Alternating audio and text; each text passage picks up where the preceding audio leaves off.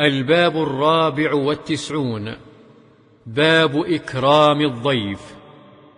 وعن أبي هريرة رضي الله عنه أن النبي صلى الله عليه وسلم قال: من كان يؤمن بالله واليوم الآخر فليكرم ضيفه، ومن كان يؤمن بالله واليوم الآخر فليصل رحمه، ومن كان يؤمن بالله واليوم الآخر فليقل خيرا أو ليصمت.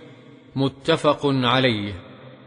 وعن أبي شريح خويلد بن عمرو الخزاعي رضي الله عنه قال: سمعت رسول الله صلى الله عليه وسلم يقول: من كان يؤمن بالله واليوم الآخر فليكرم ضيفه جائزته. قالوا: وما جائزته يا رسول الله؟ قال: يومه وليلته، والضيافة 3 أيام، فما كان وراء ذلك فهو صدقة عليه. متفق عليه.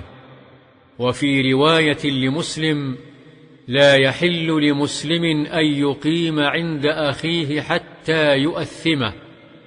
قالوا: يا رسول الله، وكيف يؤثمه؟